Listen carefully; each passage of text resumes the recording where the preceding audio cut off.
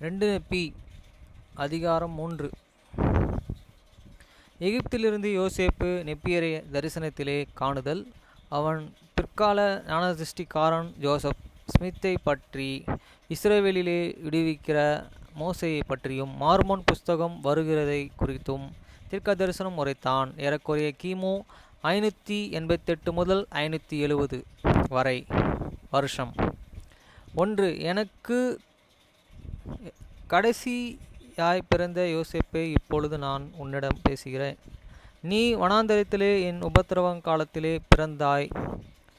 ஆம், என் பெரும் வருத்தத்தின் நாட்களிலே உன் தாய் உன்னை பெற்று எடுத்தாள். வசனம் 2. இஸ்ரவேலின் பரிசுத்தரின் கட்டளைகளே நீ கைக்கொள்ளவாயாகில் நீ சுதந்திரிப்பதற்காகவும் உனக்கு என்றென்றைக்கும் பாதுகாப்பாய் இருக்கும்படி உன் சந்ததியோடே உனது சகோதரனின் சந்ததியும் சுதந்திரிக்கும்படி மிகவும் வெளியேறப்பெற்ற தேசமாகிய இத்தேசத்தை உனக்கு கர்த்தர் அருள்வாராக. வசனம் 3. இப்பொழுது எனக்கு கடைசியாய் பிறந்தவனும் நான் என் உபத்திரவத்திலே வனாந்தரத்திலிருந்து வெளியே கொண்டு வந்தவனுமாகிய யோசேப்பு உன் சந்ததி முழுவதுமாய் சங்கரிக்கப்படும் போகாதபடி கர்த்தர் உன்னை என்றென்றைக்குமாய் ஆசீர்வதிப்பாராக. வசனம் 4. இதோ நீ என் சந்ததியை இருக்கிறாய். நான் எகிப்திற்கு சிறைத்தனத்திற்குள்ளாக எடுத்து செல்லப்பட்ட யோசேப்பின் சந்ததியாய் இருக்கிறேன். கர்த்தர் யோசேப்புடனே செய்த உடன்படிக்கைகள் மகத்துவமானவை ஆயிருந்தன. வசனம் 5. ஆதலால் மெய்யாகவே யோசேப்பு நம்முடைய காலத்தை கண்டான். இஸ்ரவேல் இவ்விடத்திற்கு நீதி உள்ள ஒரு கிளையாய் இருக்கிற கர்த்தராகிய தேவன் அவன் சந்ததியிலிருந்து எழும்ப பண்ணுவார் என்று கர்த்தருடைய வாக்குத்தத்தத்தை அவன் பெற்றுக்கொண்டான். மேசையா அல்லது ஆனால் அந்தகாரத்திலிருந்தும் சிறைத்தனத்திலிருந்தும் சுதந்திரிக்கும் இருளிலிருந்தும் வெளிச்சத்திற்கு வெளிக்கொண்டு வர வல்லமையின் ஆவியினாலே, ஆம், பிற்காலங்களிலே இஸ்ரவேலின் வீட்டாருக்கு மோசே வெளியரங்கப்படுத்தப்பட வேண்டும் என்று கர்த்தருடைய உடன்படிக்கைகளை அவர்கள் நினைவு கூறும் பொருட்டு ஒரு கிளை முறிக்கப்பட வேண்டியதாயிற்று. வசனம் 6. ஏனெனில் என் சந்ததிக்கென்று தெரிந்து கொள்ளப்படத்தக்க ஒரு ஞானதிருஷ்டிக்காரனை கர்த்தராகிய என் தேவன் எழும்ப பண்ணுவார் என்று யோசேப்பு மெய்யாகவே சாட்சி கொடுத்தான். வசனம் 7. ஆம், யோசேப்பு மெய்யாகவே சொன்னதாவது, கர்த்தர் என்னை நோக்கி, உன் சந்ததியிலிருந்து ஒரு தெரிந்து கொள்ளப்படத்தக்க ஞானதிருஷ்டிக்காரனை நான் எழுப்ப பண்ணுவேன். அவன் உன் சந்ததிக்குள்ளே உயர்வாக எண்ணப்படுவான். அவனுடைய சகோதரனாகிய உன் சந்ததிக்கு ஒரு பணியை செய்ய நான் உனக்கு ஒரு கட்டளையையும் கொடுப்பேன். அந்த பணி உனது பிதாக்களோடும் நான் செய்து கொண்ட உடன்படிக்கைகளின் ஞானத்திற்கு அவர்கள் கொண்டு வருகிற நிமித்தம் பெருமதிப்புள்ளதாயிருக்கும். வசனம் 8. நான் அவனுக்கு கட்டளையிட்டு இருக்கிற பணி தவிர மற்ற எந்த வேலையும் செய்யக்கூடாது என்றும் ஒரு கட்டளையை அவனுக்கு கொடுப்பேன். அவன் என் பணியை செய்யப்போகிறதினால் என் பார்வையிலே அவனை பெரியவனாக்குவேன். வசனம் 9. இஸ்ரவேலின் வீட்டாரே, என் ஜனத்தை விடுதலையாக்க உங்களுக்குள்ளே நான் எழும்ப பண்ணுவேன் என்று சொன்னவன் மோசேயைப் போலவே மகத்தானவராயிருப்பேன். வசனம் 10. எகிப்து தேசத்திலிருந்து உனது ஜனத்தை விடுதலையாக்க மோசேயை எழும்ப செய்வேன். வசனம் 11. ஒரு ஞானதிருஷ்டிக்காரனையே உன் சந்ததியிலிருந்து எழும்ப பண்ணுவேன். உன் சந்ததிக்கு என் வார்த்தைகளையே கொண்டு செல்லும்படியாகவும் என்னுடைய வார்த்தைகளையே எடுத்து செல்லும்படியாக மாத்திரம் அல்ல, அவர்களுக்குள்ளே ஏற்கனவே போனேன் வசனங்களையே குறித்து அவர்களிடத்தில் என் வார்த்தைகளையே உணர்த்தும்படியாகவும் அவனுக்குள் வல்லமையை கொடுப்பேன் என கர்த்தர் சொல்கிறார். வசனம் 12. ஆகையால் உன் சந்ததியும் எழுதும் யூதேயாவின் சந்ததியும் எழுதும் உன் சந்ததியிலே எழுதப்படுபவைகளும் யூதேயாவின் சந்ததியிலே எழுதப்படுபவைகளும் கள்ள உபதேசங்களை தாறுமாறாக்கி பிணக்குகளை ஒழிப்பேன். உன் சந்ததிக்குள்ளே சமாதானத்தையே நிலைவர பண்ணுவேன். பிற்காலத்திலே அவர்களை தங்கள் பிதாக்களின் ஞானத்திற்கு என்னுடைய உடன்படிக்கைகளின் ஞானத்திற்கும் கொண்டு வந்து சேர்த்து வளரும் என்று கர்த்தர் உரைக்கிறார். வசனம் 13.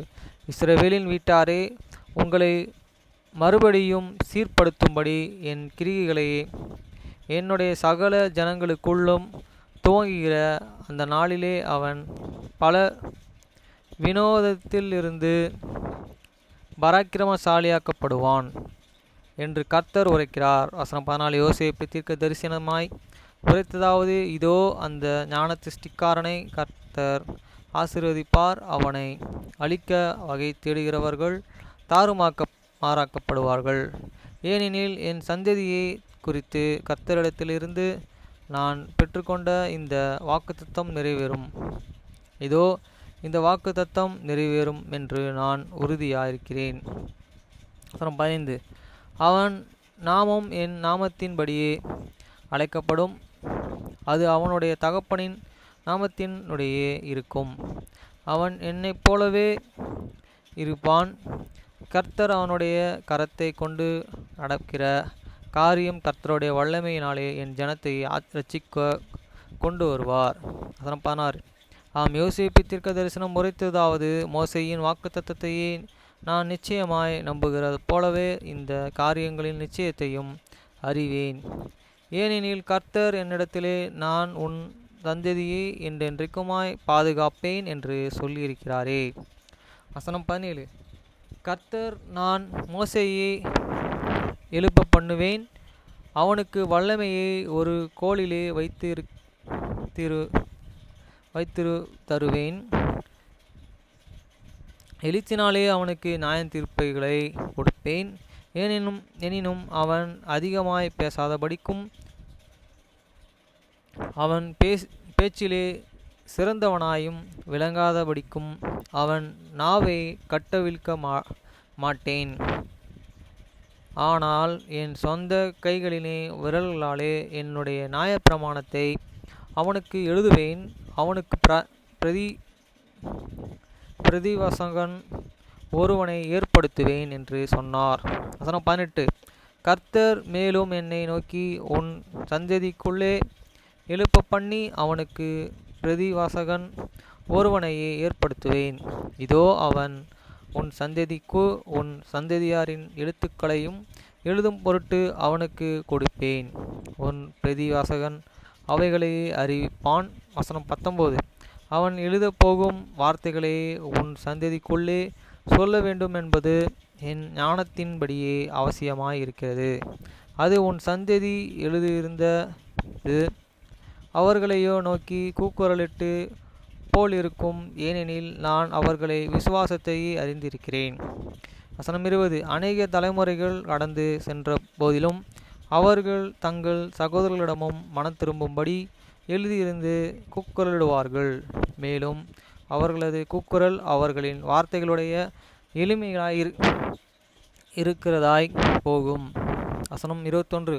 அவருடைய விசுவாசத்தின் நிமித்தம் அவர்கள் வார்த்தைகளை என் வாயிலிருந்து புறப்படவும் உனது சந்ததியினராகிய அவர்களின் சகோதரருக்கு போகும் நான் உனது பிதாக்களுக்கு செய்த உடன்படிக்கைகளை நினைவு கூறும்படிக்கு அவர்களின் விசுவாசத்திலே திடனற்ற அவர்களின் வார்த்தைகளையோ திறனுக்கு போவேன். வசனம் 22. அப்பொழுது இதோ என் குமாரனாகிய யோசேப்பே, பூர்வகாலத்தாகிய என் தகப்பன் இவ்விதமாக தீர்க்க தரிசனம் உரைத்தார். வசனம் 23. ஆகையால் இந்த உடன்படிக்கை நிமித்தம் நீ ஆசீர்வதிக்கப்பட்டு இருக்கிறாய். இந்த புஸ்தகத்தினுடைய வார்த்தைகளுக்கு அவர்கள் செவி கொடுக்க போவதனால் உன் சந்ததி அழிக்கப்பட மாட்டாது. வசனம் 24. வார்த்தைகளினாலும் செயலினாலும் அநேக கிரிகைகளினாலும் புரியாத வல்லமையானவன் தேவனுடைய கரங்களிலே ஒரு கருவியாக இருந்தும் மிகுந்த விசுவாசத்தையே கொண்டவனுமாய் பகிர்கிறமான அற்புதமானவைகளை செய்து தேவனிடம் பார்வையிலே மகத்தானவைகளை நடப்பிக்க இஸ்ரவேலின் வீட்டாருக்கு உனது சகோதரன் சந்ததிக்கும் அநேக சீர்படுத்த அவர்களுக்குள் இருந்து ஒருவன் எழும்புவான். வசனம் 25. அப்பொழுது யோசேப்பு, நீ ஆசீர்வதிக்கப்படுவான் பட்டவன், இதோ நீ சிறியவனாய் இருக்கிறபடியினால் உன் சகோதரனாகிய நெப்பியின் வார்த்தைகளுக்கு செவிகொடு. நான் பேசின வார்த்தைகளுக்கு தகப்பனாய் உனக்கு செய்யப்படும் மரித்து கொண்டு இருக்கிற உன் தகப்பனின் வார்த்தைகளுக்கும் நினைவில் கொள். ஆமென்.